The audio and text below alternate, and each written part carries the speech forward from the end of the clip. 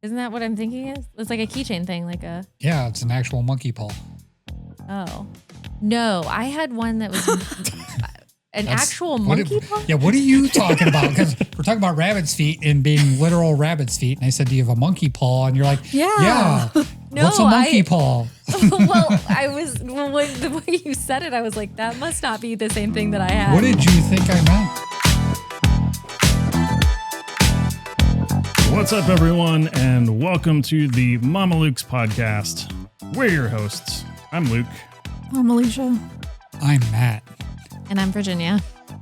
And today we are talking about Friday the 13th, because it's Friday the 13th, and superstitions surrounding that. The movie Good Luck, Have Fun, Don't Die. It's debuting today. Musicians on YouTube and lots more. But first, last episode, we had so many technical difficulties, I wanted to pull my hair out. So we got a little upgrade over here, which is our Rodecaster Video, which is a nice upgrade for our production in so many ways. The only controversial thing about it, after I ordered it, was whichever seller on Amazon shipped it to me. Well, they must have imported it with, the UK model, because it came with this, which at first looks like a 240 volt dryer plug, but it's not. I assure you, it's a little bit smaller than that. So thankfully we're not having to record the podcast in the laundry room, because that would be really uncomfortable. Long extension cord, too. Yeah, that would be, I don't know, we might have to stand in the cat litter or something. That wouldn't work out. So I just had to order the right cable. Plus, like, the right cable, you probably might have one at home yourself. It's IEC C5 US power plug. It's like an adapter in a lot of like laptop power cables. But got a spare one of those, so now we're all good. This, I don't know. I'm just gonna chuck that behind me for now, because I don't live in the UK. So we finished printing all of our Han Solo. I can't believe I said Hand Solo. Han Solo. Han Solo blaster, the DL44. We just gotta get it all painted up. Is that about right? We printed it all one color. We printed it all black, so we're gonna paint it instead of printing multicolor. Right. What kind of paint do you have to use with that again? Acrylic. Acrylic. Okay. Do you have a bunch of that? Yeah, I have a ton of acrylic paint. Okay. So, yeah. That'll still be a little thing we do here. Maybe I'll insert here the time-lapse videos of all those parts being built. Trying to stall for time to allow that video to be inserted in this portion of the podcast as I'm talking right now. Okay, hopefully that's enough time. Well, we did other 3D stuff too, so... Yeah, we have this little, well, not so little, I guess. Let me see if I got the camera pointing in the right direction for this. Matt, can you describe what exactly? So basically, my daughter draws her OCs, or original characters, as she calls them. And this is one of them. And basically what we did is we took her regular image that she drew on her drawing laptop, and we uploaded that we used Meshy, because it was the first one that we found so far. That'll take a regular drawing and move it into a 3D image. And then we took that 3D image and put it into the 3D printer, and we printed a model. Nice. So, Very cool. I think it turned out great. we also printed the stand that's holding it up. Yep. Yeah. So. Pretty convenient. I still got to figure out more things that I actually want to print myself, besides the USB SD card thing that has only just sat here instead of being useful and actually at my desk. Well, we're learning a lot too. We learned how to change densities and fill and stuff like that the last time we were doing it. So Right. And figuring out what supports actually work and which ones don't, and which ones. That was pretty cool. When we printed that one out, it actually looked like Vecna. Yeah. big thing over top of the face, and most of the lower body was wrapped up and stuff. So Yeah. Very Stranger Things-esque for sure. Yeah. Speaking of which, so I just learned this earlier today. I wish I had been paying attention to the actors that were in each of Dracula, A Love Tale, and Stranger Things. Mini trivia question. Do you know what actor was in both the Dracula movie and Stranger Things? I bet you all missed it. It's really easy to miss because it's a minor character in each. No, I don't have it. Okay, so do you remember in Dracula the doctor's assistant, the younger kid? Yeah. Yes. He played the younger Henry in season 4, back when like they were trying to explain the backstory of Henry. I don't even know who Henry is. Yeah, Henry is Vecna. Vecna. Okay. Yeah. No, Henry. I don't know no Henry. Henry. Who's Henry? What you talking about, Willis? You owe me a Coke, Virginia. I know. It is this guy. Raphael Luce. Oh, now that I see. Okay, yeah. You made Luce really fancy there. Lucy. Luce. I don't know if it's, Luce. well, he's American, Do but I you- don't know if it's like French. I don't know. Do you I love? Raphael Luce. Luce. Do you I love? Let me see if I Luce. can find him. Oh, yeah. And, Sure enough. Trying to find, yeah, I guess that's probably another picture of him there. But yeah, I was just going through the actors of Dracula because I've been doing like 3 or 4 different edits of Dracula stuff this week for the YouTube channel. And I was like, look at the actors again. Sure enough. Did you recognize him, or did you actually No, Google no. search that? I was just looking at his profile and Okay. like what other stuff he's done. And he's like, oh, he did Henry and Stranger Things. I'm like, no, he didn't. Oh, he did. He did. So how about that? Nice. That was a good catch. The 6 degrees of Kevin Bacon. Right. And last little thing before we get into our main topics, the Mamalukes Store. As we mentioned last week, go check out our merch, our apparel, our shirts, our hoodies, our hats, our whatever else we have. If you go to store.mamalukes.net, you can check all that stuff out. We promise they're comfortable. They're not just regular t-shirts. They're actually good. You have my certification with that. Seal of approval. That's right. My shirt certification. Certification. I don't know. Are you qualified to drive that thing? Yes. To dry it? Try it or drive it. Are you sure? I mean, have you worn shirts before? Have you washed that yet? Did it shrink? There's a good question. I think it got washed. I hope it got washed. I washed it. I do too, because I think you wore that same thing last week, right? You weren't supposed to. It was underneath the zip up. You showed it You in the showed it, podcast. yeah. Okay, but you didn't have to bring it up. All right. Change anyway. immediately. Lucas only wears Mamaluke shirts Yep, anymore. this is what I wear forever now. He lives. like- He It's like lives those in them. sitcoms where everybody wears the same thing every time. I haven't taken this shirt off since last podcast. We're talking about like Family Guy. I was gonna yeah, say like Family Guy. Like This this is when they draw them in the same outfit.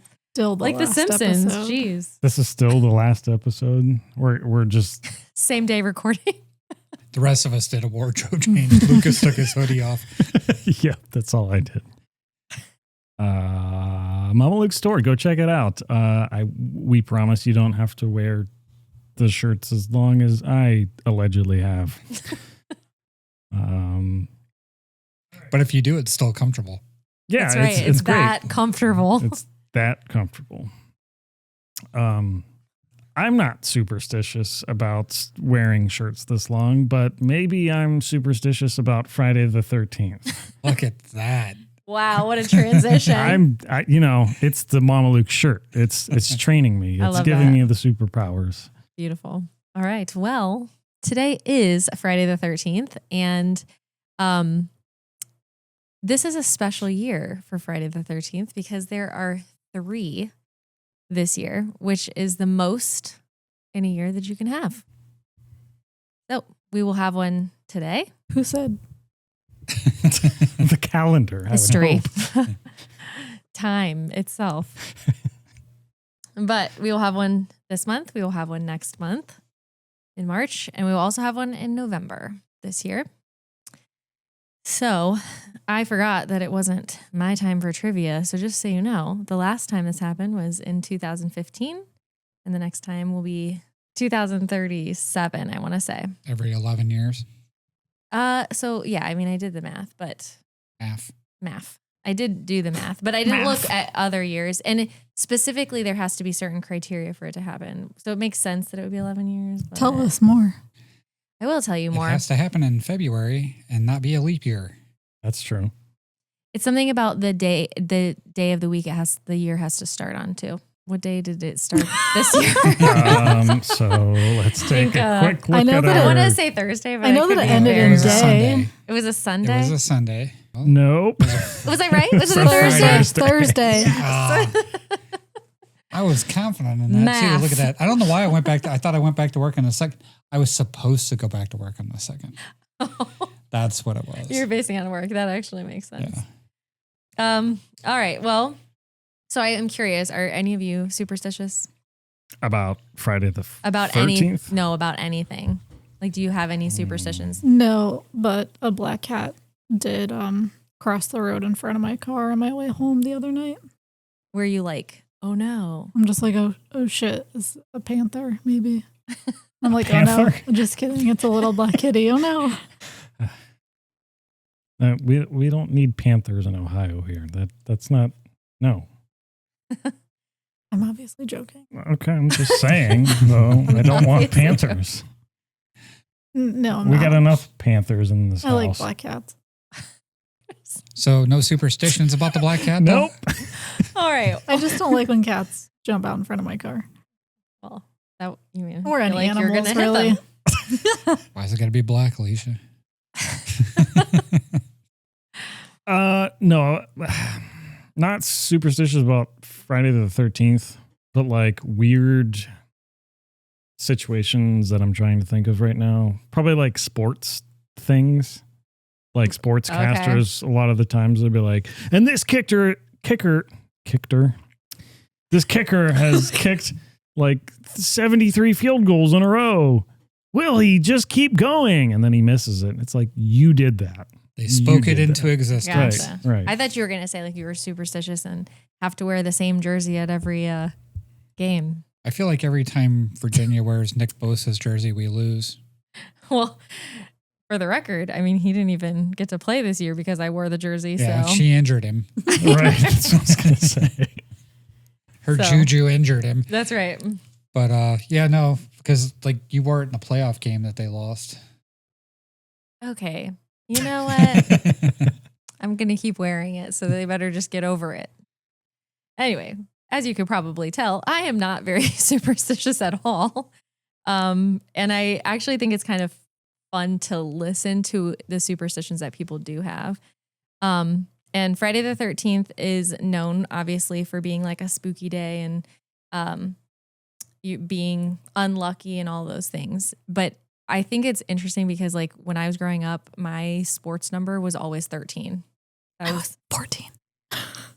Yours was 14? 14. No, mine was 13. And that's actually like a lucky number for my family. So I think Friday the 13th is a great day because this weekend's starting and it's the 13th. So what I decided to do is to look at a couple lists. So I looked up two different lists, and this first one talks about the most common superstitions, and I want to see if you guys have heard them because they're pretty common.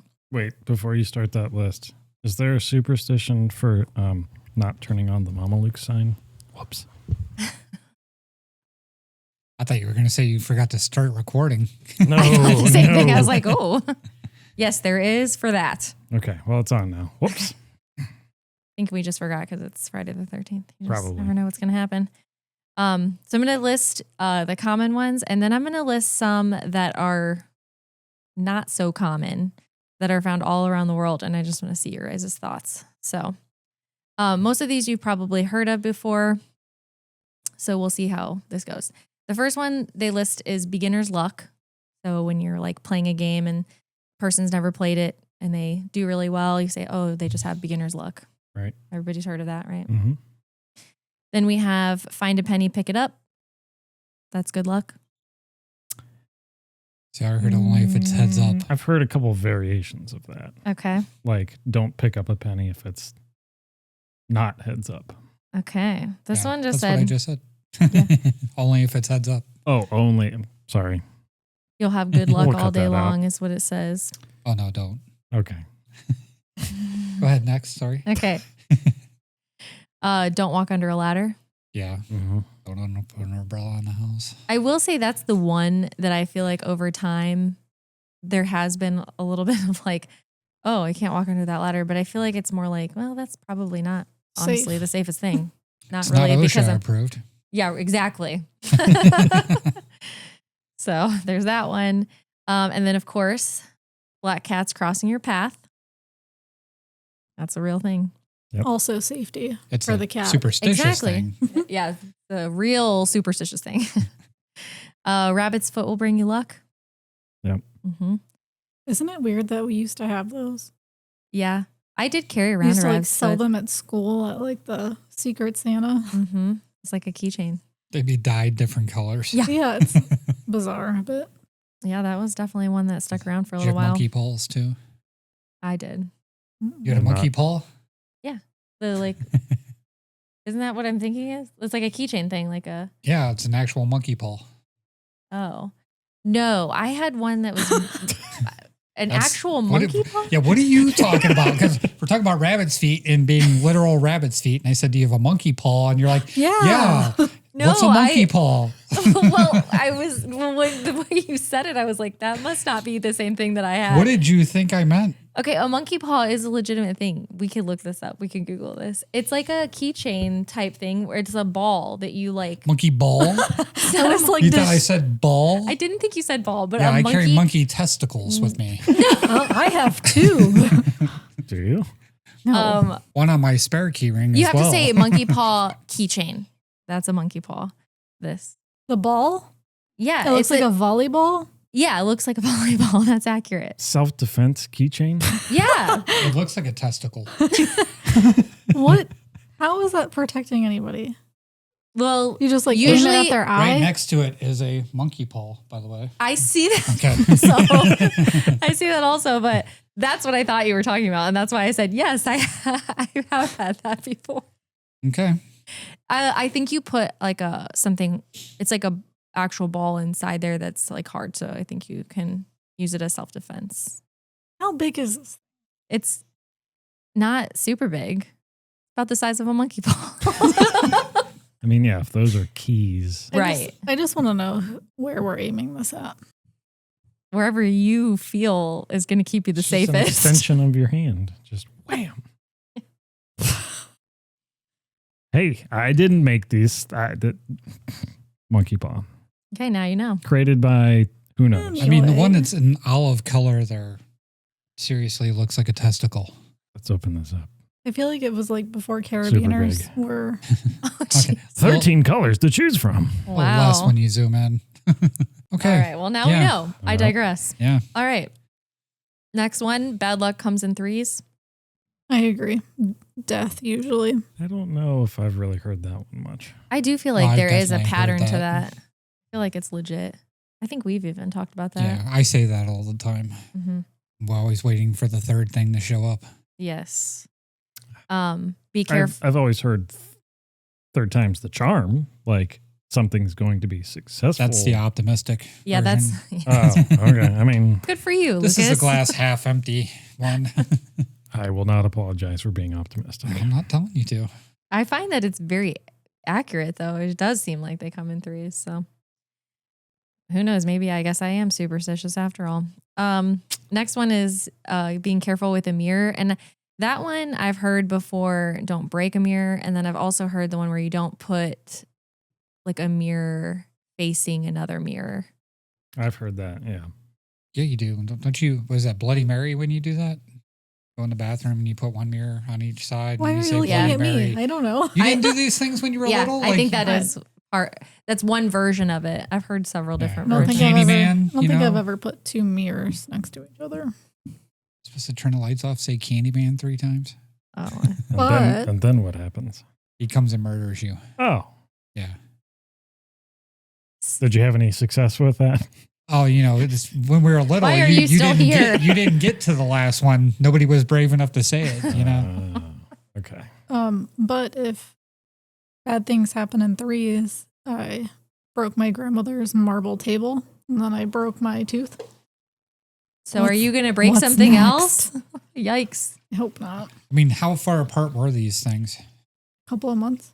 Okay.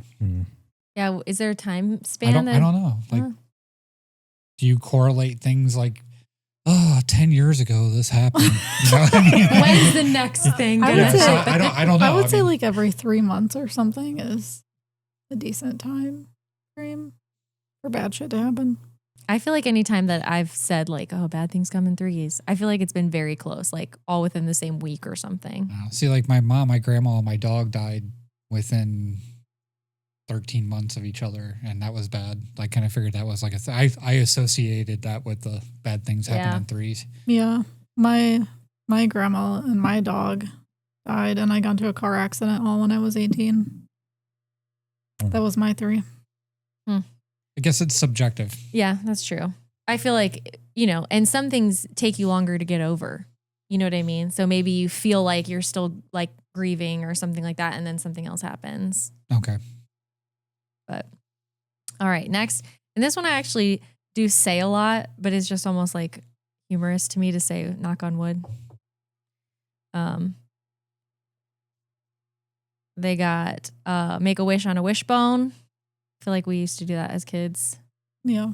Cross your fingers. No umbrellas inside. Yeah, Luke. No umbrellas inside? Yeah, have you ever heard of that? When am I using an umbrella inside? When you're dancing to Rihanna. Yeah, right? Like, You're just an umbrella guy. yeah, Do you open them inside? I carry it with me, but no, I don't open it inside. You got that thing on him.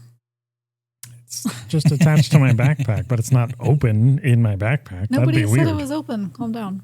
You're not Well, superstitious. You said, yeah, Luke. So how far off is... Okay. No, I'm not going to digress that far. Go ahead. Wow, that's a lot of self-control there. I Yeah. appreciate that. All right. So that's the list of the common ones. Had you guys heard of pretty much all of those? Mhm. Every Yeah. single one. Okay, nice. All right, you ready for some doozies? These are all around the world. So the first one comes from Iceland, and it's about troublesome elves. And there's this story that basically says there are these little elves that exist, and it's to the point where, and they don't like construction sites. They're these magical creatures that really hate them. And so it says Icelandic authorities and managers have actually gone so far as to alter plans for building projects to not disturb these elves. Matt's face. Yeah, because there's got to be more to it than that. Like, where are they at? Why? I mean, how do they know it's where a the myth. elves? Okay. It's a myth, and there was a law instituted in 1990 which protects any site that has at least 100 years of supernatural history. So in supernatural places is what it sounds like. Okay. This like tale exists today because in old times Icelanders were few in number, and so the country attempted to increase their population size with tales of elves and fairies. Interesting, anyway. That is a doozy. Right? Okay. You can look at me weird, but I mean, why not? I believe in elves and fairies and all of the trolls and things. They're invisible mans, not your invisible man. I mean, so I you're not don't- allowed to believe in it. I would like to think that they stay well away from construction sites. I hope they're like frolicking in fields and such. Yeah. And under bridges and away from new construction. Clearly, These elves must wear business suits. in Iceland, they're working to make sure they are safe. So, I don't want to see them with hard hats on.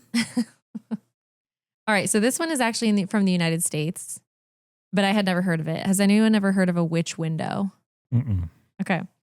So this primarily happens in Vermont, And there's like houses that have these like tilted windows, and they're called witch windows. So if you've ever visited the state of Vermont, you might have noticed these in the windows, in the upper floors. And they were originally there because it is said that witches can't fly through a tilted window. I've never seen that. I hadn't either. Nope. So why are all the other windows okay, but they have one tilt? Like if a house has one tilted window, it throws them off? I don't know. Okay. I don't know that part, but that's one of the superstitions. More examples, please. They don't take them. There's a lot of them, I guess, in Vermont. I mean, I guess they don't look bad from the inside, but they look bad from the outside. So witches and elves are superstitions. Well, specifically job sites in Iceland and houses in Vermont. Never heard of that. See, this is where it gets touchy, calling witches superstitions.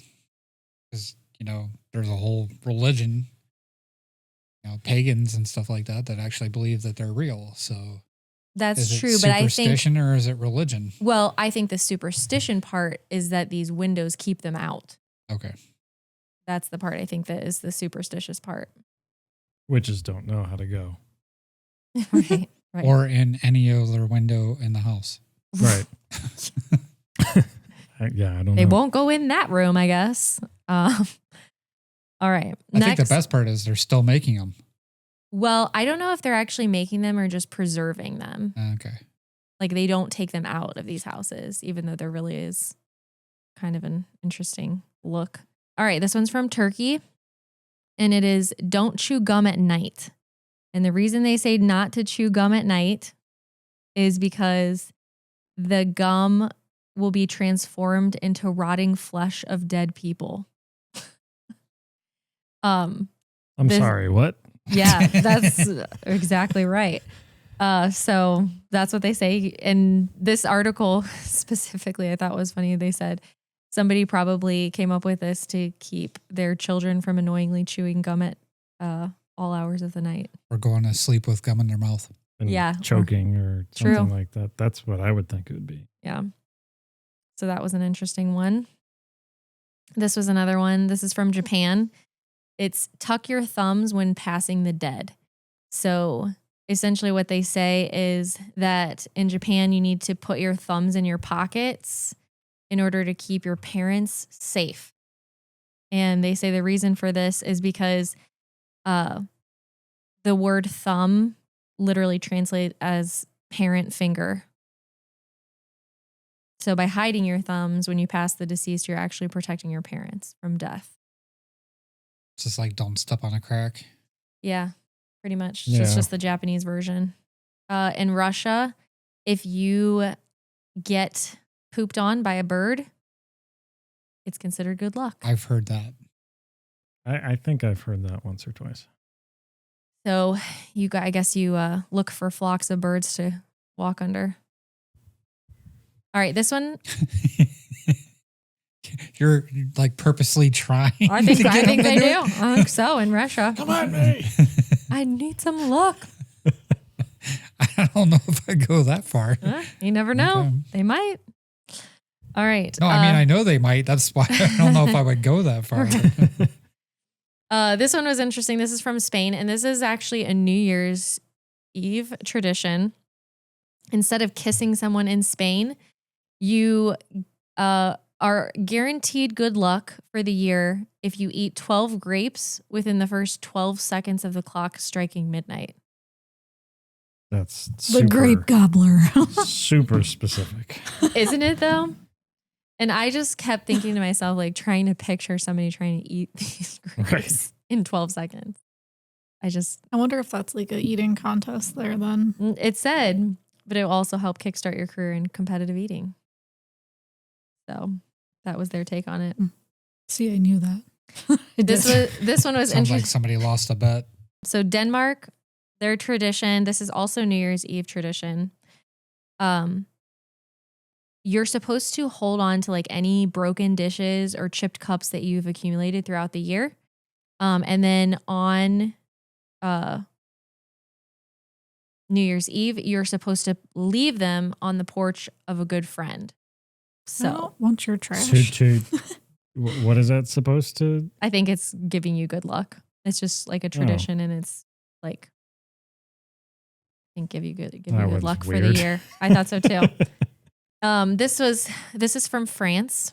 If you step in dog poo, it's actually considered good luck, or that it can impact your luck. I'm sorry, not necessarily good luck. So depending on which foot you step on it with. So if you step on it with your left foot, there's good fortune in store for you. And if you step on it with your right foot, you have bad luck. I don't think any poop stepping in I is agree with really you. any amount of good luck. I agree with you. All right. And this last one. There's a lot of foreign countries with poop related Right. superstitions. Bird poop, dog poop, you know. This last one is from Germany. And it's saying that if you light a cigarette with a candle, that you're killing a sailor. And I thought this was very interesting because the thought behind this, or like the story behind this, says that many sailors took up matchmaking. And so if you light a candle with or if you light your cigarette with a candle, it's like you're almost like taking away their extra money making, the way they make money. And so you're like killing them because they can't make their money that they need, the extra money they need. Did you think she actually meant making matches when she first said that? No. Oh, what did you think I meant? Matchmaking. Matchmaking. Oh. Yeah. So I was I'm like, that's what sailors do? Like, sailors, they're like on Literally. Tinder or what? Like Literally making matches. So. Okay. So yeah, that's the list of superstitions. I think I think it's interesting to see what different areas have. I mean, these ones were all things I had never heard of before. You heard of what, one of them? Bird pooping on you. That's the only one though, right? Just you, Virginia. Bird pooping on you. Yeah, bird pooping on you. No, my cousin, when we went to Canada for his 21st birthday, and he got shit on by a seagull. And the whole weekend we were like, "Ugh, Soapy got shitted on." And we said that like the entire weekend, and it wasn't very good luck for him. And then somebody told us that. Really? Yeah. So that's where I heard that before. That he didn't have good luck? It was good luck. Oh, it was We good luck. Okay. made it not be good luck. Right. Because we made fun of him for 2 days. But I think Friday the 13th, if you didn't realize today was Friday the 13th, now you know. And look forward to 2 others this year. All right. you can also look forward to me telling you about another movie. I don't know if How's that segue? I don't know if that segue really competes, but sure, we'll go with that. That's down to business when it comes to transitions. No, I mean, okay, whatever. Anyway, Well, so it is called Good Luck. yeah. Have Oh, fun. that's Oh, true. look at that. See, Oh, I guess you're right. Right. So we went and seen Good Luck, Have Fun, Don't Die. And somehow we found another screening of a movie that was the 4 days prior to its release. And there wasn't a ton of tickets sold. And I just asked Virginia randomly if she wanted to go. So this movie actually has a ton of people in it. So Sam Rockwell, Haley Lou Richardson, who was in Split. She's in the new show Ponies that's over on what is that? Is that Apple TV or is it Paramount? Peacock. Is it Peacock? I think so.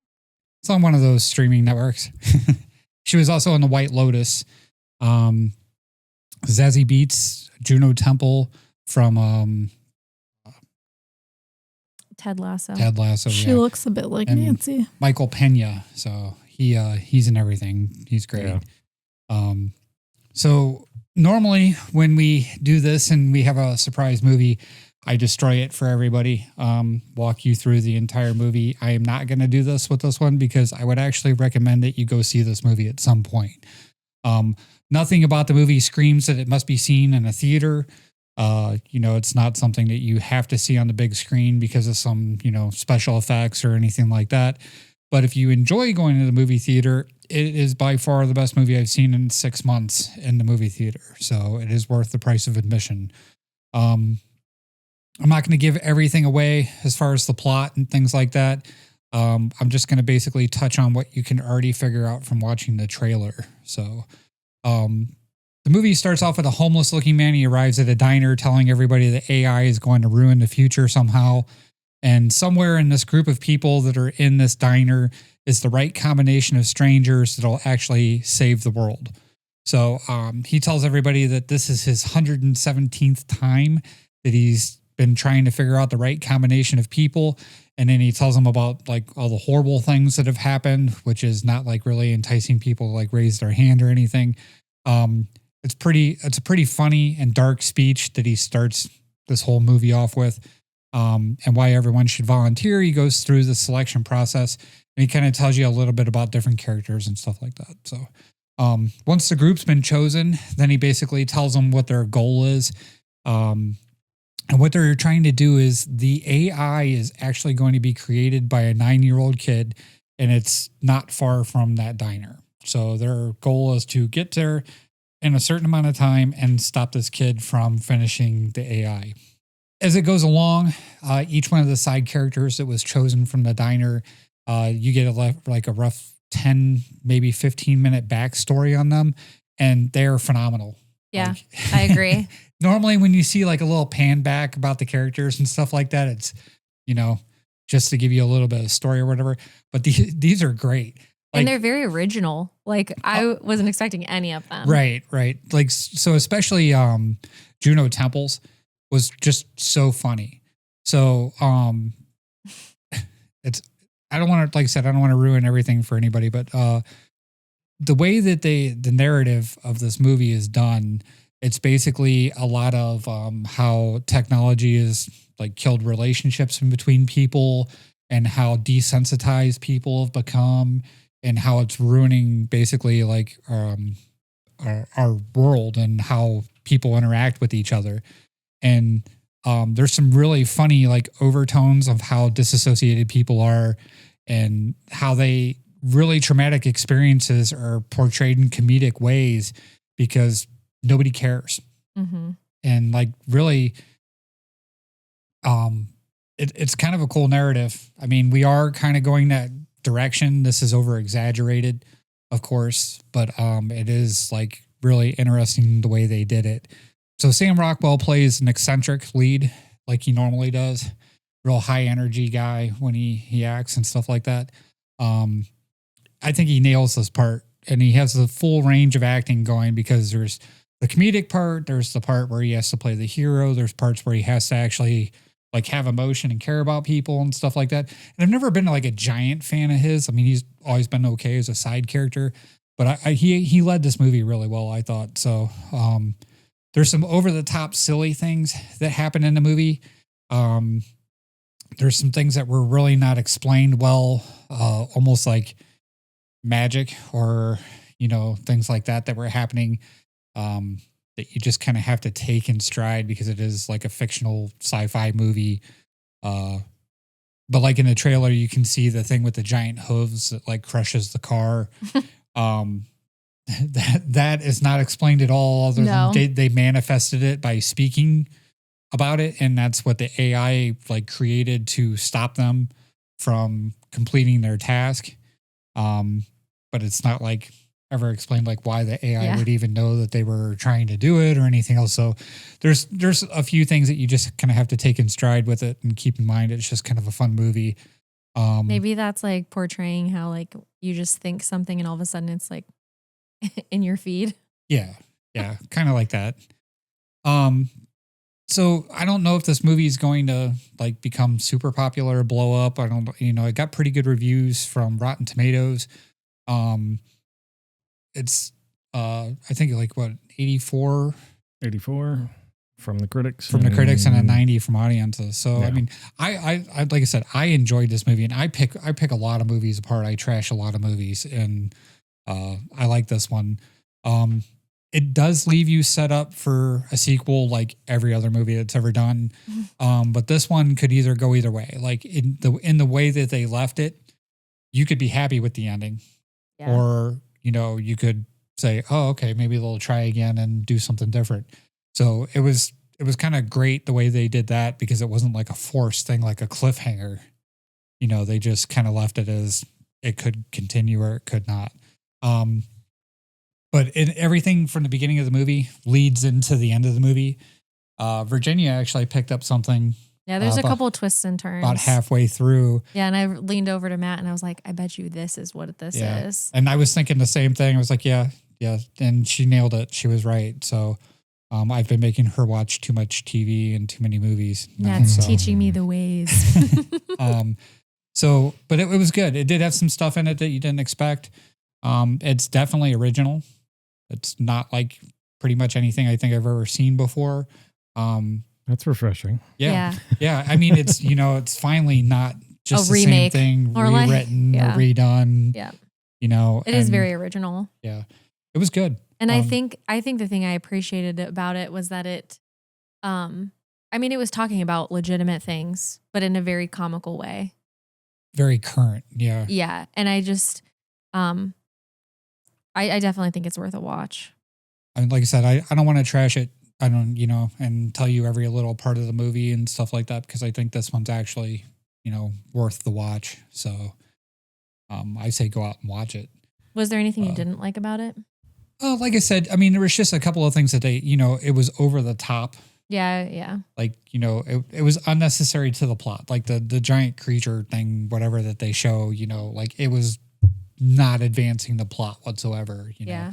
know. The other thing I would say is the side stories to me seemed like very much just as engaging as the actual film, like the main part of it, the current time period.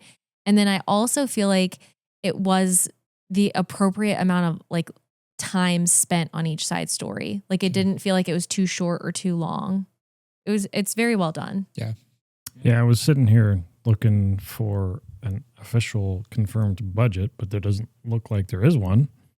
But the estimates are 15 to 16 million. That's considered ultra low for this type of movie, I guess. They did really well with that small of a budget, and especially with the cast that they got. Yeah. That was amazing that they got that kind of a cast. I would agree. I'm shocked that that's all the they spent. Special effects even, I agree, would have cost more than that. Yeah. Because there is special effects in it. I mean, there's, right. There's things that happen that, it's not practical at all. So could have just been one guy who's like, yeah, I'm into this. I'll do it. Don't worry about it. He's good. They should hire him to do other stuff. Yeah, right. Yeah. The director is a high name director. I mean, like he's the guy that did all the Pirates of the Caribbean movies and stuff like that. And so he's done big budget blockbuster movies. And this one came out of nowhere too. Yeah, I agree. Like, we've seen trailers here and there about it and stuff like that. And that was the thing. So like when I watched the trailer, I looked at this movie and I'm like, maybe.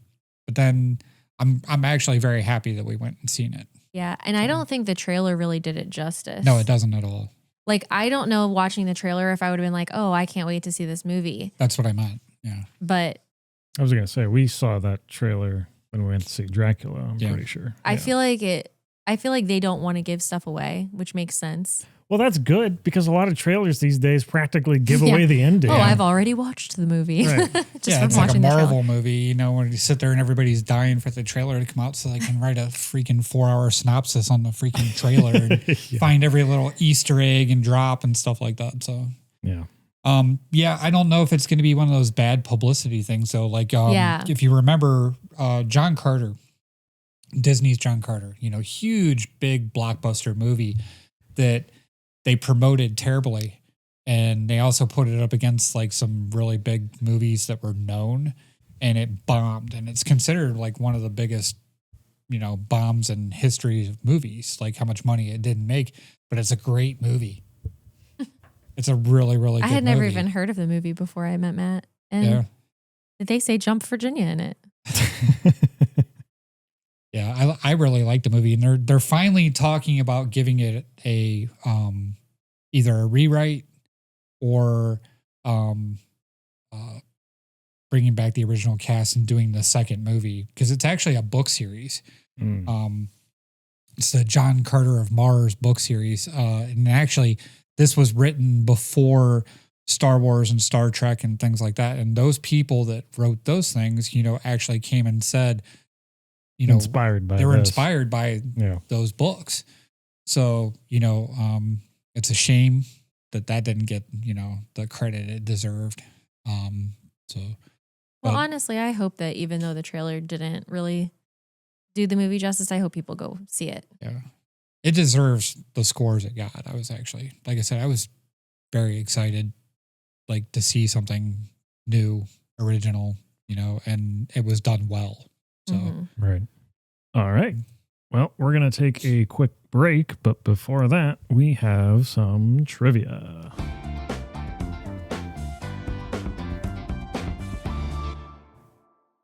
What you got? All right. So, staying on the topic of the movie, so I'm going to go Gregor Justin Verbinski directed the Pirates of the Caribbean movies and this movie, and he has a fun nickname. So, and most people actually, when you Google him, his nickname comes up as his first name. So, hold on just a moment. Just kidding. Blank Verbinski is the director of this movie. So, what is his nickname or his common moniker?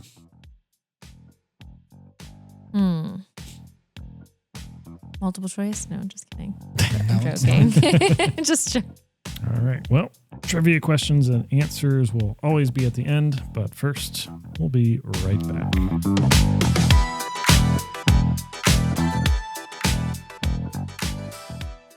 Support for Mamalukes is brought to you by Aspire Drinks. Looking for an energy drink that doesn't give you jitters and that inevitable crash? Aspire is redefining energy drinks with a better, healthier way to power your day. Unlike most energy drinks that are loaded with excessive caffeine and sugar, Aspire delivers a gentle, balanced boost with 80 milligrams of natural caffeine, half the caffeine of most leading energy drinks. Packed with essential vitamins and enhanced with biotin and ginger, the benefits are a no-brainer. They're enjoyable for any moment, at work, the gym, or on the go. Order now with free U.S. shipping. Find them at aspiredrinks.com and use our promo code Mamalukes to get 20% off anything on your order. That's aspiredrinks.com and promo code Mamalukes to get 20% off your order. Welcome back.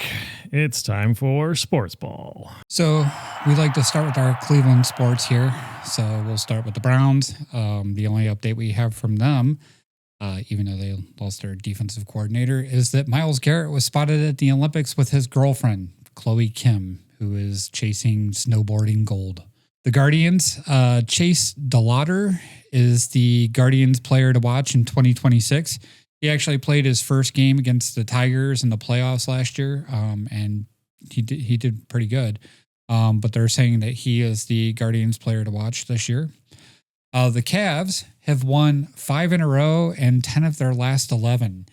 Harden went 1 of 4 from the floor and 10 of 12 on foul shots. I just thought that was a wild stat the other day. That's pretty mixed. In his home debut, and speaking of which, Sam Merrill went off against the Wizards. He had 26 points in the first half, making all 9 of his shots from the field, including 7 3-pointers. And it was the third time in franchise history a player has been perfect when making 9 or more shots in the first half. Pretty good. And Harden actually even mentioned that he was glad that he could just be a support player, and Merrill had a hell of a game. Yeah, the whole James Harden trade seems to be working out so far. Yeah, he's a regular season hero, man. Yeah, well, yeah. That's my whole thing is, I just want to see when they make the playoffs if he shows up and then doesn't, try to sink the team immediately after and say it's their fault like he's done for the previous 4 teams he's played for. So right, that's the big thing. So the other guys they traded for, I mean, They're still bench guys, but they're still Ellis came in and had a coming great off game and the other doing day. their job. Yeah. Ellis actually shot a couple of threes the other day, and they brought him in to play defense. So Right. that was nice. you Yep. know.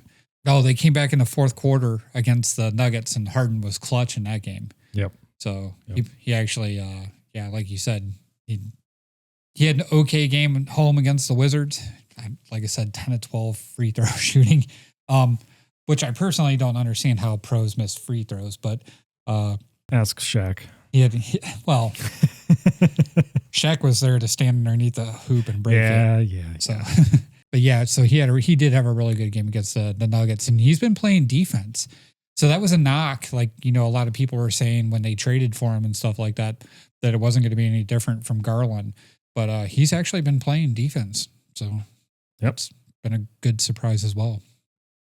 So go Cavs, who are not making up any ground at all in the NBA. The Detroit, Boston, and the Knicks have all won either 8 out of their last 10 or 7 out of the last 10 too, and are giving up no ground. Yeah. So the Cavs are still in fourth place in the East. Over in the West, the Thunder are still tanking. Not terribly, but they're only 3.5 games above the Spurs now.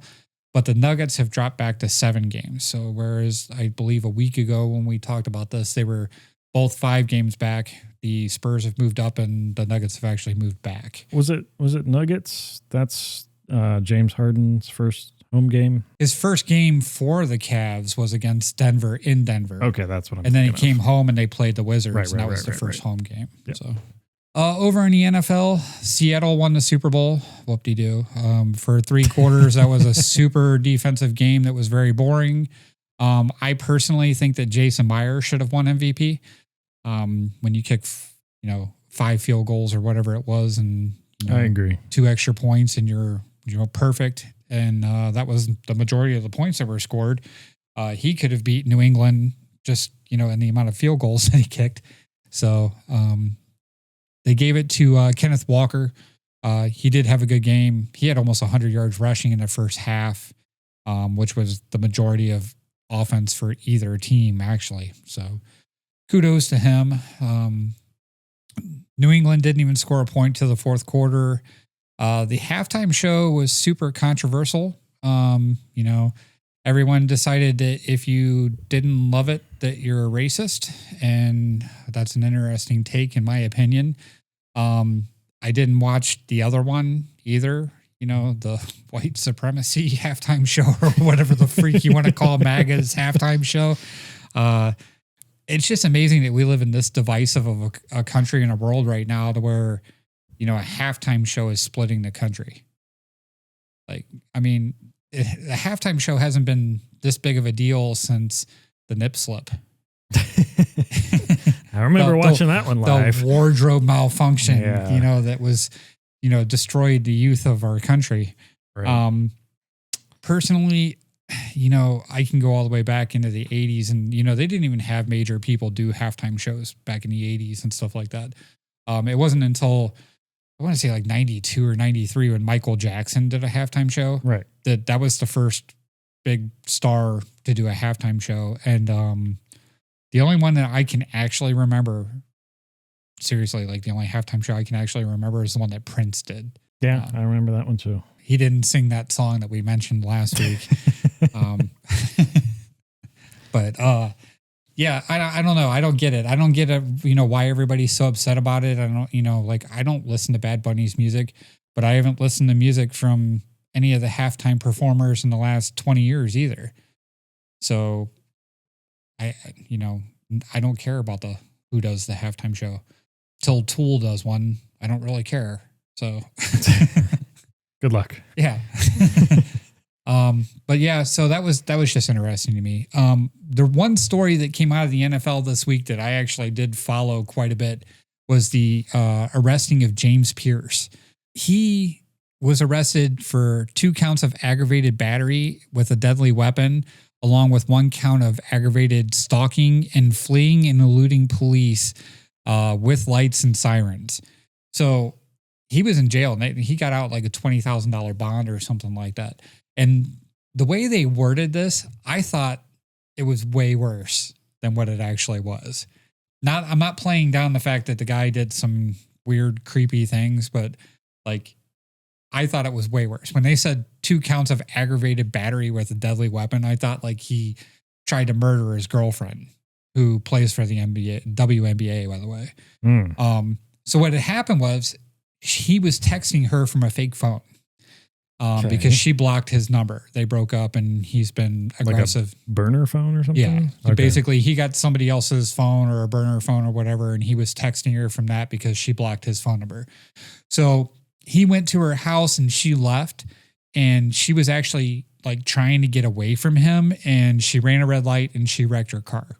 And he was following her in his car. So he got out of the car, and when the police arrived, he was actually standing outside of her car. And they told him to get down on the ground, and he didn't listen. He immediately went and got back into his vehicle, and he slammed the door. So the cop went over and opened his door, and he slammed the door again and then tried to drive off. And somehow he hit the cop's knee with his car when he was leaving the scene. That's the aggravated assault with a deadly weapon, was the vehicle. There's no gun or any knife or anything like that. So I was like, that's kind of, fun wording. So the stalking, the fleeing, and the eluding police. So he tried to run from the police, and he actually ended up wrecking his car. And he gets out of his car and then tries to flee on foot. And he actually did strike one of the cops that was trying to arrest him, is what the story says, which he's declining, or he's saying that he's innocent of. He didn't actually hit a cop. And then they said, like in the article I read, he was flexing and wouldn't let them handcuff him. So that was the other charge that they gave him, because he was resisting arrest or whatever. I guess let the body cam footage do the talking. Yeah. So I thought it was an interesting article, because when they came out and said it, like, I was like, holy crap, what does this guy do? Is he a psycho, and stuff? And they hyped it up a little bit. So for clickbait, they got me. Over in the NHL, it's on hold right now for the Olympics until February 25th. Go Team USA. Most predictions have USA and Canada as the 2 teams to watch out for. I think they specifically put them in different brackets every year just because everybody wants to see them in the finals. But we'll see. But you never know. There's a lot of players from the NHL that are playing for other countries. Timo Meier and Jack Hughes had great games the other night. I'm not even going to speak on it for sure. But, there was already like Slovakia or something that won a game. It was one of the real low underdogs, in the brackets and stuff like that won a game, and they already beat like Finland or something. So there's already been an upset in the first few games. Right. So we'll watch that. I'll have better, more accurate information next time we're on. As far as speaking of the Olympics, by the way, a Ukrainian man left after he wasn't allowed to wear his helmet, which was a tribute to 43 people that were killed by Russia. So they didn't exactly tell him that he couldn't wear it. They just kept asking him not to wear it. So he decided that he was not going to participate in the Olympics because they were asking him not to wear this helmet that was a tribute to people that had died in the war between Ukraine and Russia. So, Lindsey Vonn wrecked again. She's 41 years old or whatever it is. I think I mentioned this to somebody before. She probably should have hung it up by now and gave somebody else the opportunity, but what a way to go out. She wrecked in the prelims going into the Olympics.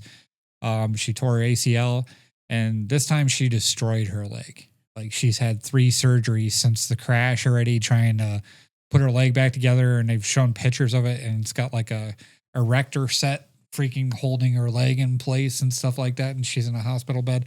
She's going to pay for that for like the rest of her life, man. I mean, that's going to be painful. So, Finland's ski jump coach was sent home because of alcohol abuse. So that was one of the headlines from the Olympics. Not good. America is in third overall in the medals. I checked this just before we recorded. They're behind Norway at number 1, and host country Italy is at number 2, and they're actually tied for medal count. Norway is only in number 1 because they have more golds. So, moving on to soccer, I always like to find something to talk about with soccer. So, Sean, I'm going to say Deitch, out of Nottingham Forest, is the third coach that they've fired this season in the Premier League. So I don't think we're halfway through the season in the Premier League, and they've fired 3 coaches on this team already. So Wow. that's pretty impressive. How long is the Premier League season? I have no idea. Yeah. Yeah. Just like how we don't know how the leagues Sean work listens to this every week. You could type in and give us some input or a quick little tidbit we could, type into the listeners segment, and then we could actually, mention you in Sportsball. Or he can just point and laugh. Yeah, he keeps telling me I don't know anything, and I keep proving him right. So, and then while I was searching for articles to talk about for Sportsball this week, I saw a community college bus carrying the school's baseball team crashed, and it overturned in a ditch in rural Iowa on Wednesday. Authorities said, and 1 person died and 32 people were injured. So that's sad. That's what you want to end with here? Yeah, no, that's what I'm ending with. Okay. Yeah, it's ending on a solemn note in Sportsball today. All right. Well, on a lighter note, one thing that I would like to talk about, or I've wanted to talk about, is specifically music on the podcast. And I've been trying to think of ways to talk about that without trying to play a bunch of music that would instantly get us a bunch of copyright strikes on YouTube or anywhere else for that matter. So what I was trying to put together here is a topic about musicians specifically on YouTube that I have encountered that are generally not your mainstream, not your go-to musicians that you might think of. Sure, if you go on YouTube, you can find any band, any artist that you typically know. You can find their music. You can probably find music videos of them. This is not exactly what I'm thinking of. These are more niche individuals or groups that I wanted to try and highlight. And if the technology is possible, I can probably give us a few clips of some of what they do. So let me get things rearranged here and get going with our first guy. His name is Jacob Collier. So if you guys don't know Jacob Collier, this guy is a musical genius, to say the least. He basically makes something out of nothing. But what he's essentially built himself up to do is basically these shows where he becomes the conductor of a whole orchestra. And a lot of times it's all improvised. It's completely like they don't have sheet music in front of them. Okay, I want you guys to play this. And yeah, I'm sure he does some planning in his head for sure to, figure out what he wants to do for a whole performance. But the way he does it is just pretty amazing. I'm not going to talk any further. I'll just show you this YouTube short of him and kind of the idea of what exactly he does. Basses, can you play a pizzicato B flat? Okay, keep playing that. So, cello, can you 3 play, which is F C F? Yeah, that's lovely. Okay, now you 3. Play the same thing upside down. I'll show you when. Keep playing. Okay, violas, I've got your part ready. It's the note D, and it's just a pizzicato D. Higher than that, though. Yeah. And it goes here.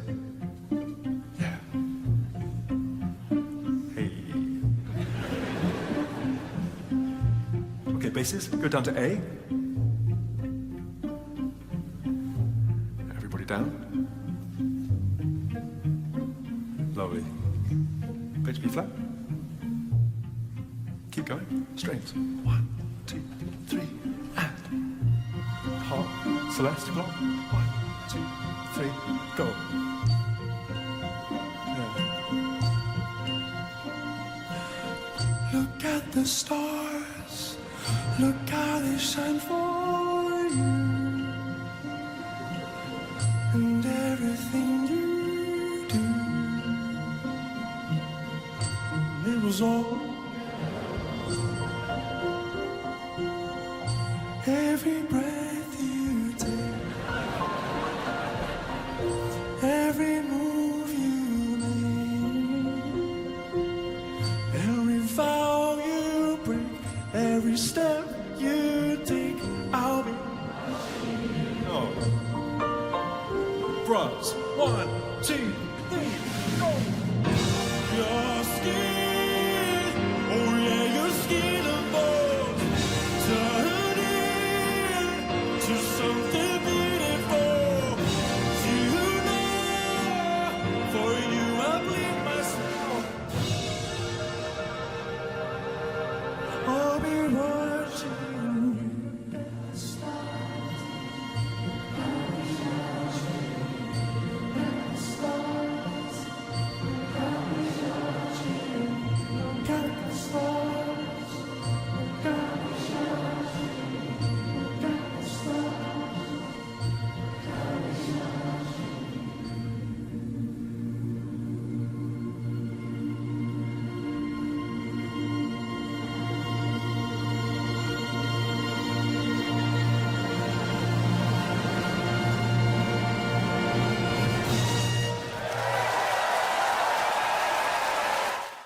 All right, so that's Jacob Collier. Pretty unique guy. Before we go to the next one, Alysha had to step away real quick, so we're just going to keep moving forward. The next one we have here is Charles Carnell. So he originally kind of got his channel going. He kind of got viral with these YouTube shorts. Basically where he would play along to what somebody was saying. It wasn't even like musically saying anything, but he tried to play the notes as best as he could to match what they're saying. The video kind of helps describe that. None of you bitches, none of you bitches got these exclusive Swisher Sweets hugs. What's poppin'?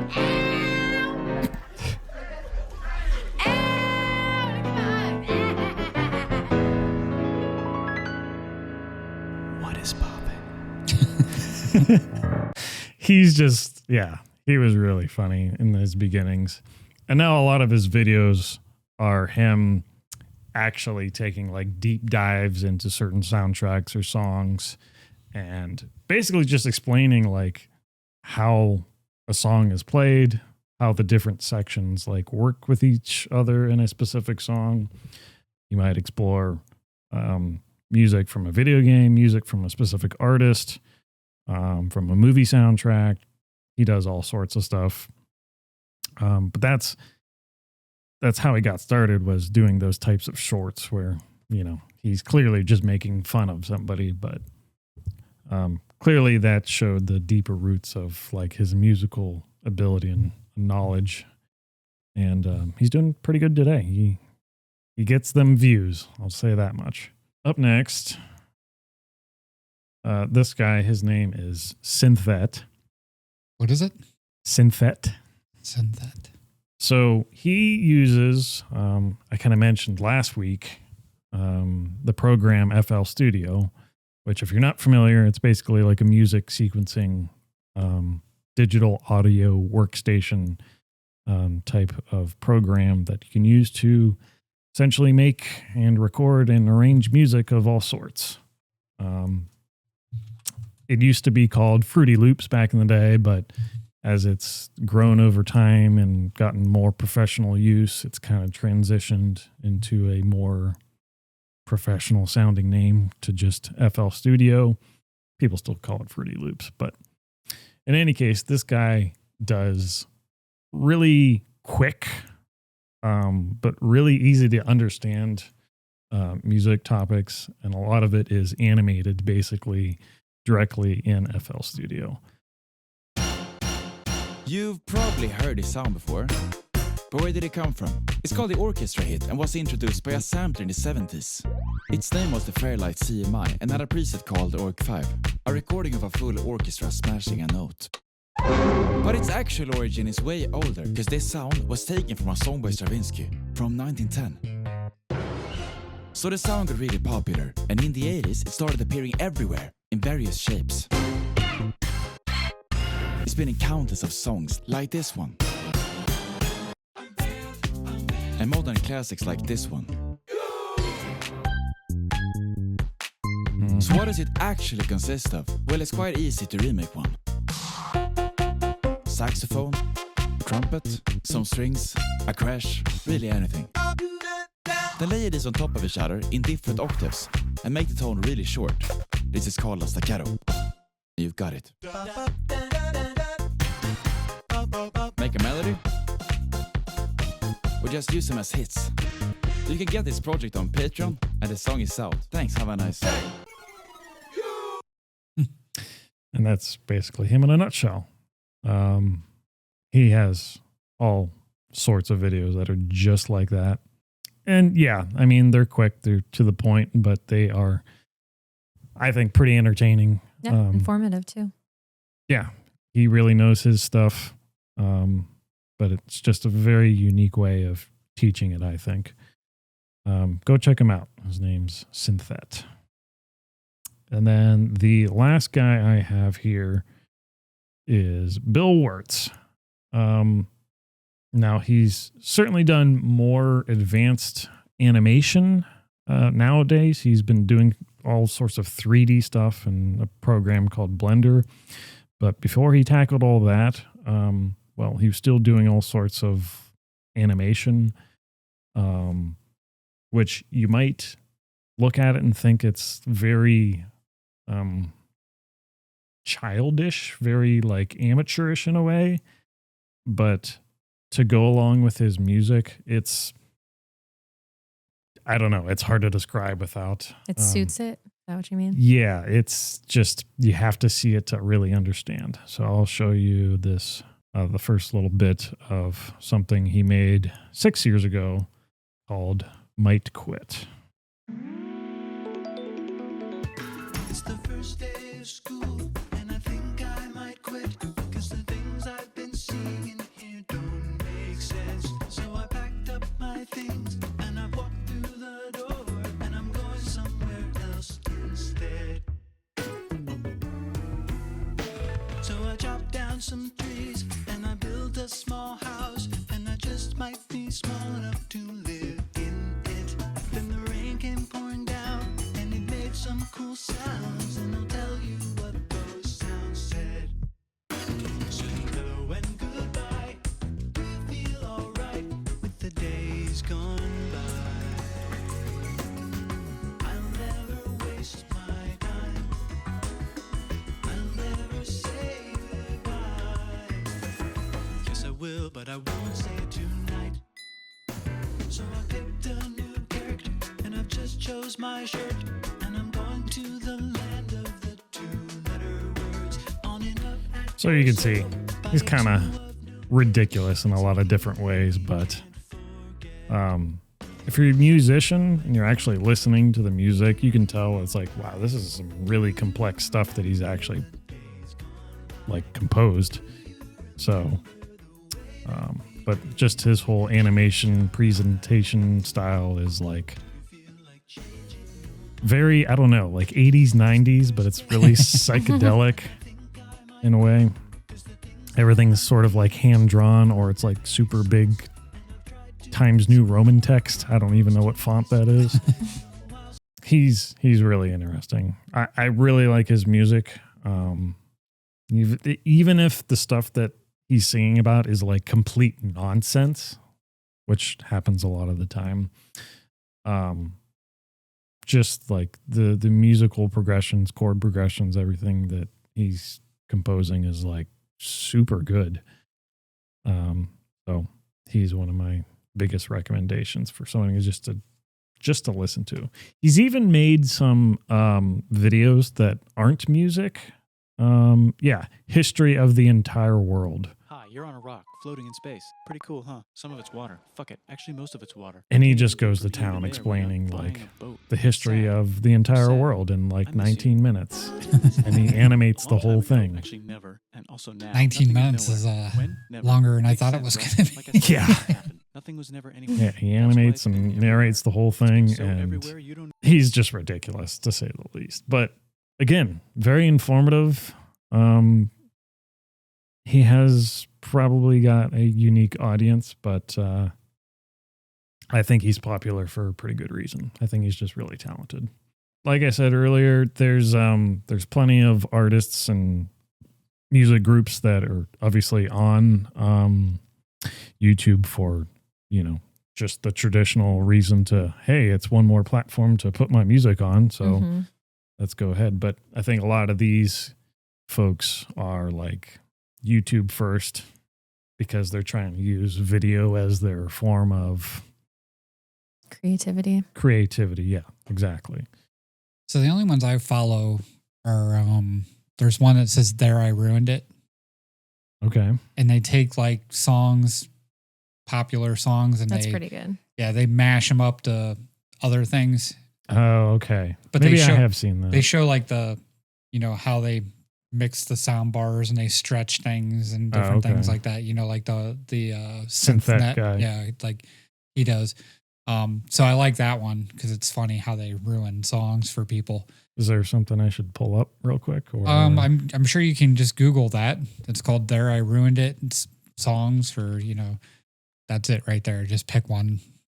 Oh, you know what? I've definitely seen this guy. Okay. Yeah, I enjoy these because. Skip ahead. You get sprung when a girl walks in. You pull up tough, cause you notice that her butt was stuffed. My homeboys tried to warn me so horny. Oh boy. I seen her dancing, to hell with romancing. Baby got bad. So I've gone down that rabbit hole. Yeah. And then the other one is, I think these two guys that do these are just phenomenal, but it's called 10-second songs. 10-second songs. And his name's Anthony Vincent. And he actually he can sing in anybody's style. So like he'll pick a song and then he'll sing that same song in 10 different styles of like rock. So you have like Chevelle, Metallica. Okay. So, but he plays drums, guitar, keyboard, everything. I mean, he does it all. I feel like I've seen this guy play drums on something, but might have been just one of these videos. There's another guy that he does a lot of videos with that I can't think of his name. I think it might be Elliott Smith.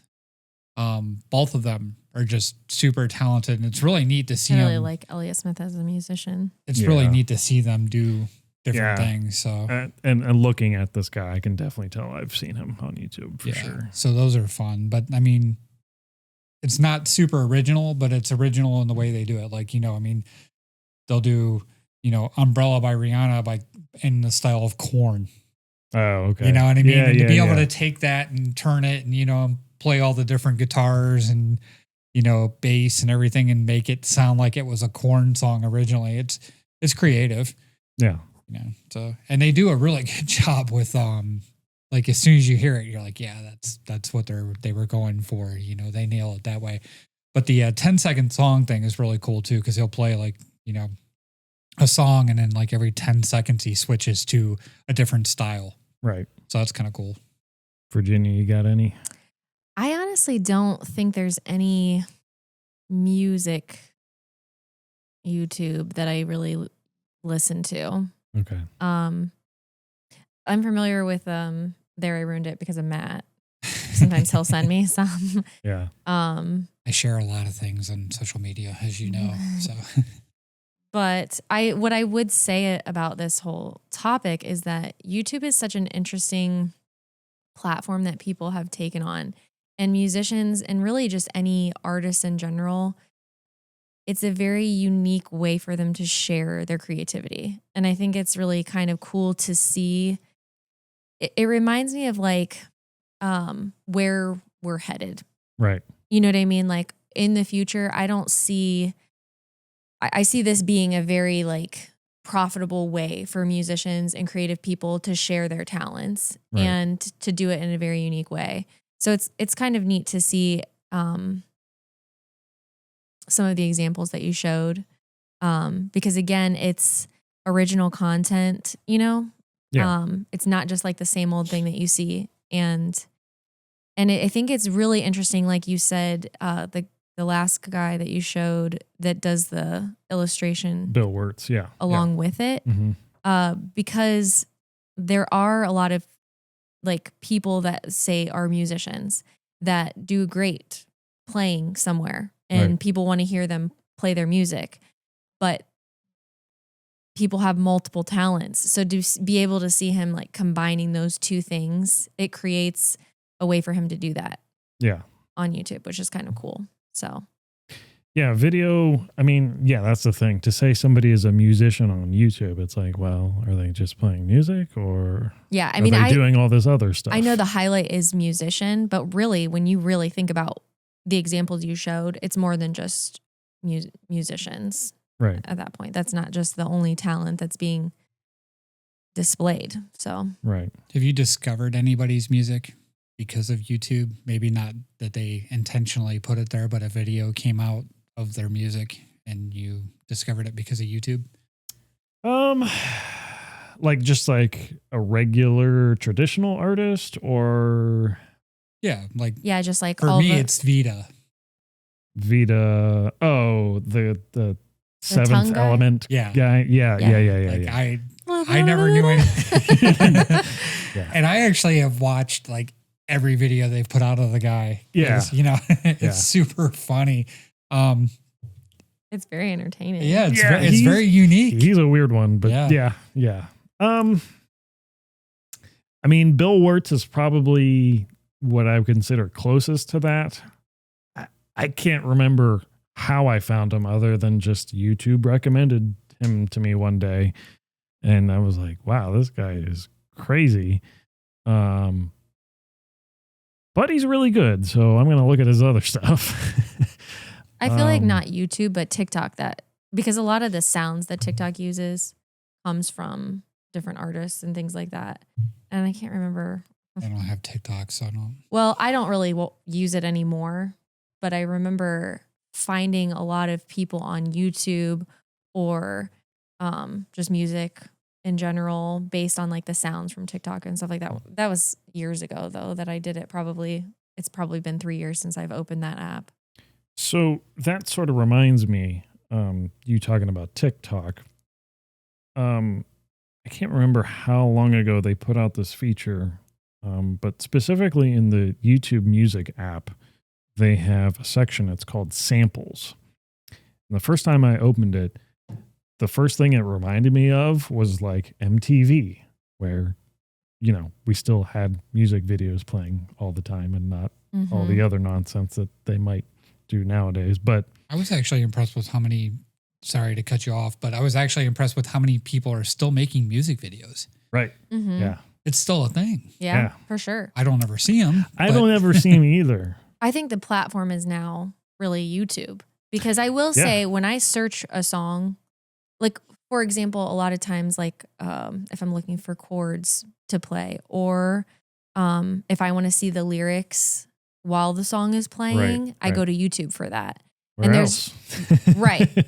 And a lot of them do have like original music video for that song. Yeah. So I just think instead of MTV now it's playing on, say, YouTube. Right. Yeah.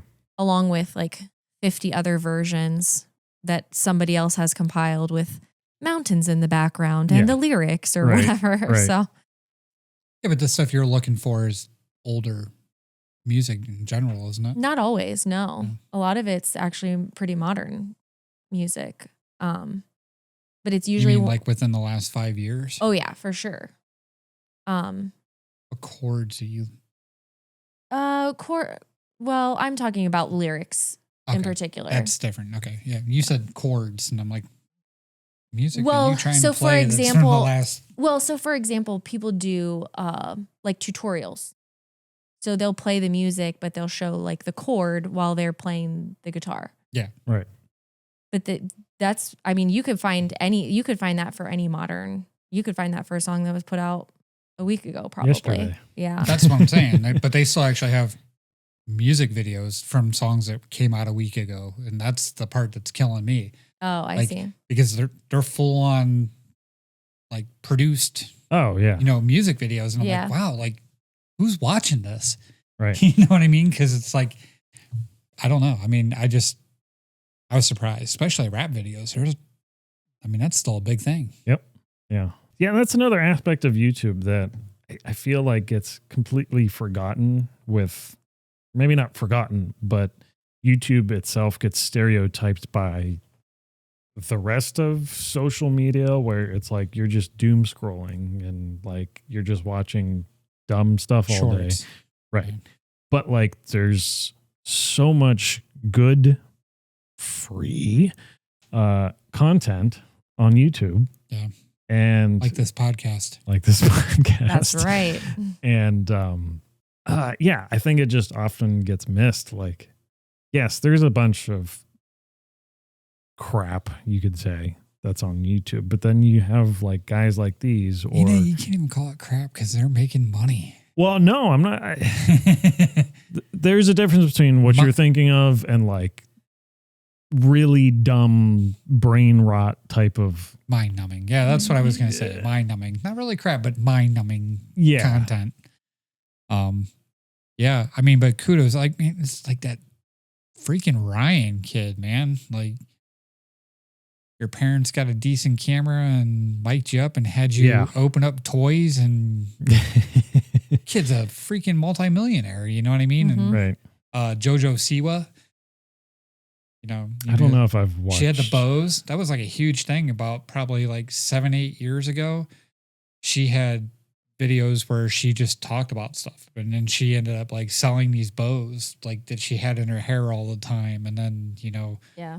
like she's still trying. I think she's on like or some reality TV show, or it's Dancing with the Stars or something else, but she's still trying to like keep a name for herself. But right. these kids that their parents just recorded them doing dumb shit, and people wanted to watch it. I remember I actually used to watch it pretty faithfully on YouTube, and it was called Kids Snippet Videos. I don't know if you've ever heard of it, but essentially this was parents recording their kids playing. So just the audio. Okay. And then they would film themselves lip syncing Oh, okay. to the kids' words. Right. And I loved it. I absolutely loved it. It was, I don't know if they're still even doing it because I haven't watched it in so long, but I could see that being hilarious. it was like I could watch it for hours. That was my like doom scrolling because I just enjoyed it so much. And I would show it to all kinds of people and be like, you should watch these. Yeah. It's great. Yeah. And I think that's the thing is like it's original. Like to do well on YouTube and to really like market yourself, I think you just have to have an original idea. And I think so many like these musicians you're showing and things like that, it's different. It's not what you see all the time. It's absolutely not true. You don't have to have an original idea at all. Look at to make the money. Paul brothers, man. All they did was run around and prank each other and stuff like that, and they became freaking notoriously famous for it. And then they got sponsors, and then they, now they're semi-professional boxers, and, this and that, and like I saw one of them talking to Tom Brady, and he was like legitimately arguing with him about like flag football and how he was like going to wipe the floor with these other professional athletes. I'm like, you're talking to Tom Brady. Yeah. Like, stop. 7-time Super Bowl champion Tom Brady. Well, yeah. And he even says that, like, yeah, I won like the Super Bowl 7 times. It doesn't matter. Like, yeah, I'm just nobody. It's like, come on. Well, so maybe you don't have to have an original idea to do well. Right, you can put right. anything out there. I'm just saying YouTube allows you to put original ideas out there and be successful doing it. I guess that's my point. Yeah. So. Yeah, I mean, there's some good stuff. There is. And I mean, I guess it's all subjective. You know what I mean? For sure. But, it's got its cons as well. I mean, like you said, the doom scrolling on YouTube Shorts, the Paul brothers, there's some bad things that have come from YouTube as well. No, for sure. Just that are not advancing humanity whatsoever. But super short attention span, gotta throw like random sound effects and dopamine hits to your brain to keep you to pay attention to the video. I'm like, oh my God, I can't watch this video. I'm going to have an aneurysm. Some of them anyway. Yeah. And it's just like. And then, like you said, we've got some stuff that's really neat that we've gotten to see from it as well. So, you know, I don't know. I mean, if I could figure out something that people wanted to watch me do, for a minute or two at a time, I would probably do it. I'm just not, entertaining, but people like our shorts, I think, for the most part. Yeah. And that's like the super quickest stuff that we do, I think. Yeah. I mean, it's snippets of the best part of, or a highlight of, not the best part, because the best part, watch the whole thing. Right. But, it's a highlight of our podcast. And we have moments, Right. I mean, that's why we started doing this, is because, we have quippy moments where everybody, has something that rolls together well. Right. Yeah. And we wanted to share it with you. Yes. You're welcome. But yeah, no, I mean, I think that people would want to see you describe a nun tower for 2 minutes. You got something. Yeah. I mean, at least a few hundred people did earlier today. Hey. Maybe. And that's all, a lot of that is just great editing by Lucas. So. Truth. Maybe. Yeah. But to be fair, we want to see what you edited, but I probably don't want to see you edit for 2 minutes. No. Some people might, but that's not a large group of people, I'm sure. I'm not one of them. Sorry. No. I have accepted it. It's fine. I have a trivia question for you. I actually got a hold of Alysha and got her trivia question. So if you want to do that. Oh, all right. Well, go for it. Do we want to mention? Yeah, we will. So very quickly, we wanted to mention in mourning, James Van Der Beek passed away this week. For most of us, he was very prominent in our youth, either through TV shows or movies and pop culture and things like that. He had a very long, very public battle with cancer, and he left behind 6 kids. And he was young. I think he was actually younger than me. I want to say what I saw, he was 48. So he was 2 years older than me. But yeah, still too young. Yeah, still way too young, gone too soon. Like I said, it was a very long public battle with cancer. So in mourning, Alysha was going to touch on this probably in a little more detail and better than I'm doing. We generated a trivia question from that. So, all right. Oh, trivia, right. Trivia.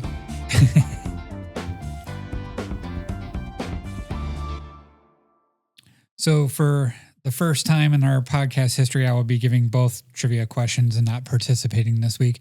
But the trivia question Alysha had was James Van Der Beek's favorite director. A very known person. I'm assuming this is a director of movies. Yes, a director of movies.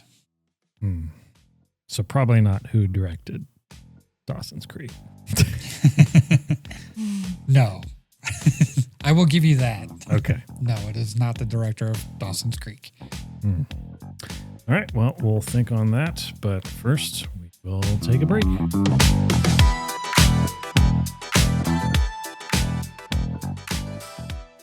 This episode of Mamalukes is brought to you by Wave Dash Radio.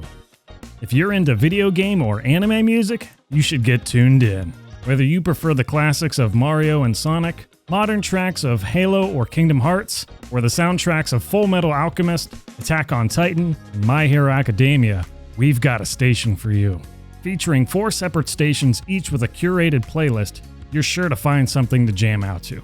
And the best part? You can listen for free. No strings attached, no asterisks. Just visit wave-radio.com to get started.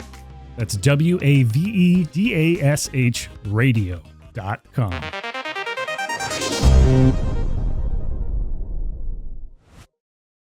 Welcome back. Before we get into trivia, well, we had one comment this past week, and it was pretty simple, concise, and to the point. And that was VRAX that just says, keep Virginia in every episode. That's right. Thanks for watching. Like and subscribe. All right. Trivia.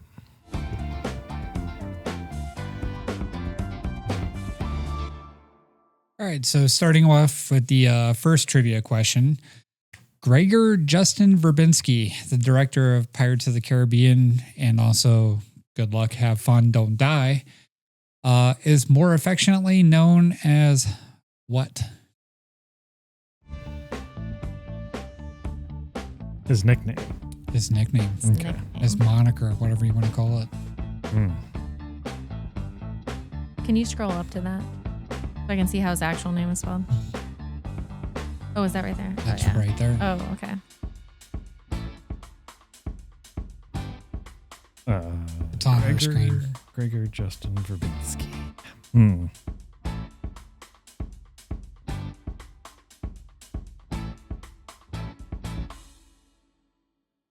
Do you need to hit the button again, or did you got something? No, I'm good. Okay. I'm good.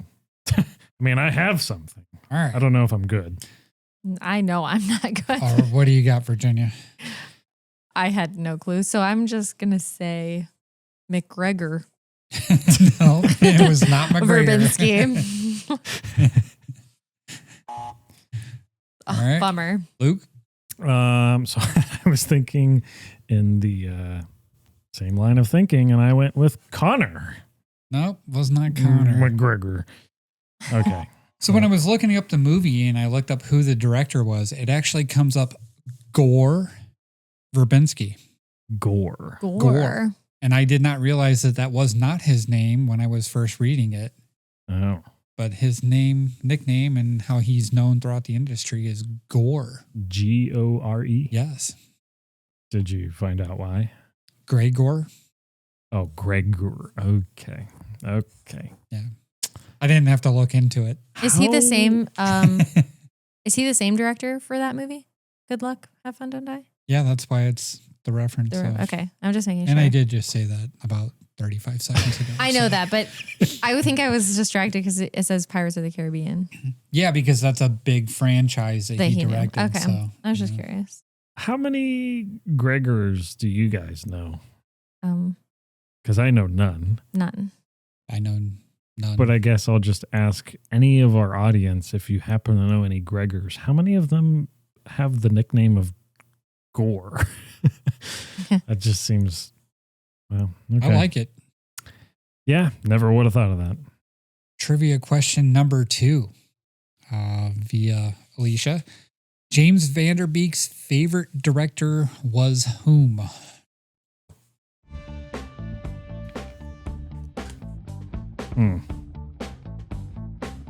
So he liked movies in Dawson's Creek. So he liked movies in real life too. Who would have thought? I wonder if there's a reference to that. Now I gotta look it up.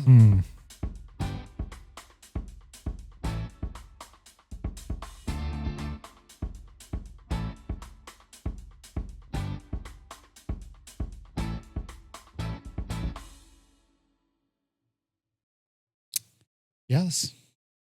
The answer is yes. The answer is yes. Yeah. No, I know if I'm right or wrong too. That's fine. I waited till you wrote down your wrong answer. So It is actually referenced in Dawson's Creek frequently, it says. Yeah. Of his actual favorite. Yeah. Oh, wow. Now I feel dumb because I have no idea. So according to our absentee host today, what do you have?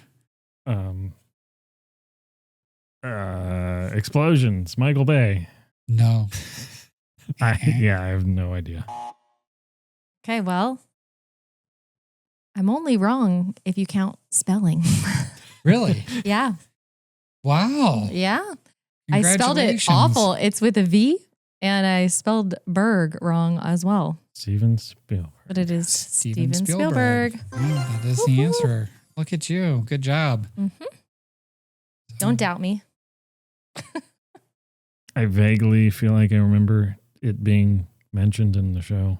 To be fair, I didn't actually know it. I just knew he's a pretty famous director. That was a good guess. And a lot of people like him. Thank you for the trivia question, Alysha. No Mamaluke this week. That's kind of depressing. I would really like to get that going. I'd really like you guys to comment a Mamaluke of the week, because for me, it's just every driver I have to deal with on a Friday night is a Mamaluke. Right. This week was especially bad. We came to a dead stop. It was bad. In one highway that we travel on when I'm going to get my daughter on Fridays. It goes from 3 lanes to 2 because of construction, because we live in the state of construction. Right. Which is both a play on words and accurate. And traffic just came to a complete freaking halt because people can't zipper.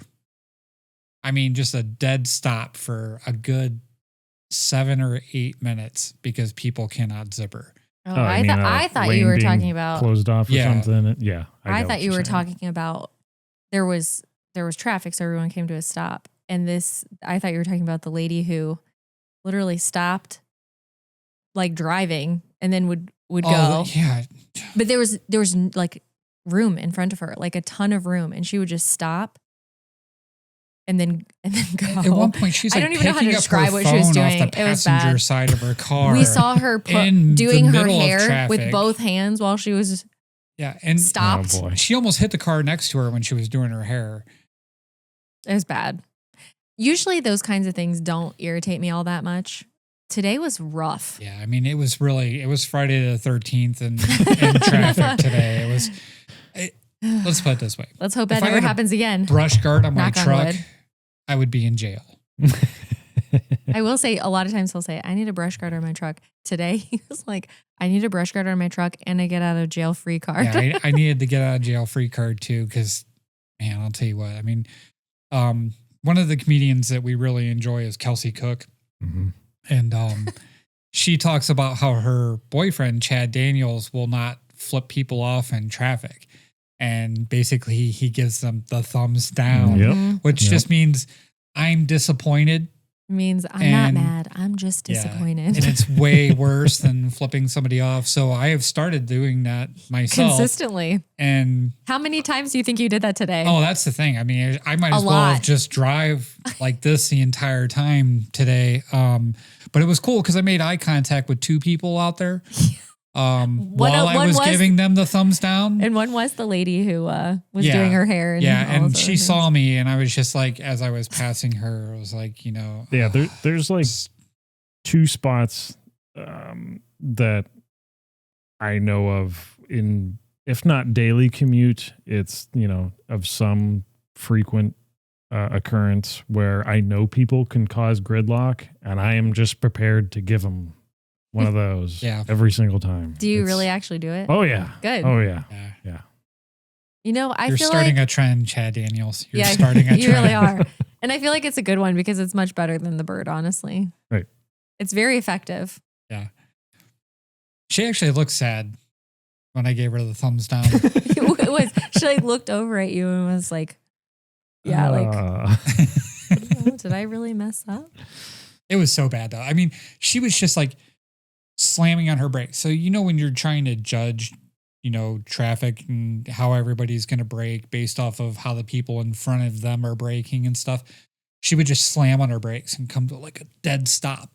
And stay there there for was, like yeah, a there was good. nobody within at that point, like 5 car lengths in front of her. And I'm like, go Yeah. because you're going to make everybody cut you off. You know what I mean? Because Yep. we're in the passing lane. Mm-hmm. And it's just, It was for a good It like was 10 frustrating. seconds and then she'd go. so all of Ohio drivers today, other than me, were Mamalukes of the week. Yeah. It was bad. It's better than my personal Mamaluke of the week story. What's yours? I got a United Kingdom power plug. What am I going to do with that? What a Mamaluke. Yeah. And that was it. That was the whole story. So share with us. You There gotta are have something plenty of them better. out there. Yeah. They're everywhere. Tell us what Mamaluke you have seen this week. But yeah, that should be it. If this is your first time joining us, well, subscribe if you haven't already. But you can find us on Facebook, Instagram, Threads, specifically on YouTube. If you've been watching us on YouTube, you might see some smaller segments that we've been putting out lately. If you don't like watching a whole podcast episode, but you still want to hear us, listen to us, well, that's what those smaller segments are for. And yes, these aren't YouTube shorts. They're not like just a minute long. These are specifically if you're just looking for a specific section of something that we put out pretty regularly, whether it's the Sportsball update, if it's the movie reviews, or some other type of specific section. We're going to be trying to do that more to see how that works out. If you like that type of thing, well, please tell us, because we need your feedback to figure out if they're working or not. Go check those out. If you want to support us, as we mentioned earlier, store.mamalukes.net. You can get yourself a nice t-shirt, hoodie, all sorts of stuff. And wear it all week long. That's right. Wear it all the time. And don't take it off. And don't wash it. Like I allegedly did. But I promise you I didn't. Also, since I didn't trash Good Luck, Have Fun, Don't Die, I want to hear your feedback and see what you thought of the movie. Go see it. Go see it and give us feedback, even just for that purpose. But yeah, share our show with a friend. Don't share your show. Share our show. Leave a review. Leave a comment. Leave a Mamaluke of the Week story. Check out our website, mamalukes.net. Check us out on all the audio platforms, Spotify, Apple Podcasts, Amazon, you name it. We're on there. And that should be about it. We'll see you next time. Bye. See you later. From Alysha. See ya. Bye.